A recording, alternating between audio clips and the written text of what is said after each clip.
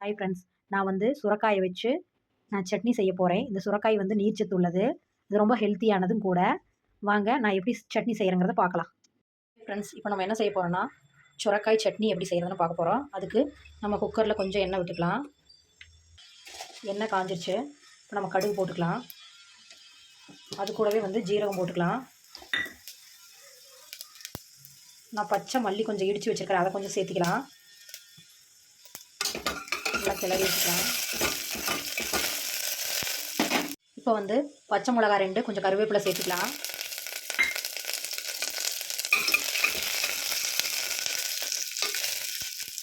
வந்து கொஞ்சோண்டு சின்ன வெங்காயம், 4-5 பல்லு பூண்டு வந்து சின்ன சின்னதாக இருக்குது, அதை சேர்த்துக்கலாம். இப்போ நான் வந்து 2 மீடியம் தக்காளி வந்து கட் பண்ணி வச்சுருக்கிறேன். மீடியம் சைஸ் தக்காளி, அதை வந்து நம்ம போட்டுக்கலாம். நல்லா கிளறிக்கலாம்.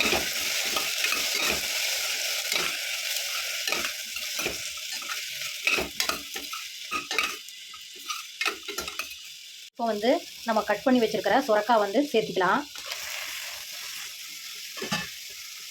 அது கூடவே வந்து மஞ்சத்தூள் கொஞ்சம் போட்டுக்கலாம். வீட்டு சாம்பார் பொடி வந்து 1 ஸ்பூன் போட்டுக்கலாம். கொஞ்சமாக வந்து உப்பு போட்டுக்கலாம், தேவையான அளவு. இப்போ நம்ம வந்து கொஞ்சமாக தண்ணி ஊற்றிக்கலாம். இந்த அளவுக்கு ஊற்றினா போதுமான அளவு, நிறைய ஊற்றக்கூடாது தண்ணி. இந்த அளவுக்கு ஊற்றினா போதும். இப்போ வந்து நம்ம மல்லித்தழை தூவிக்கலாம். நல்லா கிளறி விட்டு குக்கர் மூடி போட்டு மூடி வச்சு ஒரு 3 விசில் விட்டு எடுத்துக்கலாம்.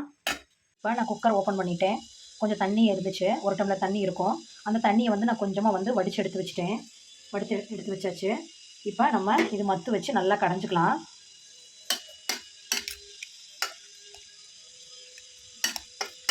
இந்த மாதிரி குறகுறப்பாக வந்து கடைஞ்சி எடுத்துக்கணும்.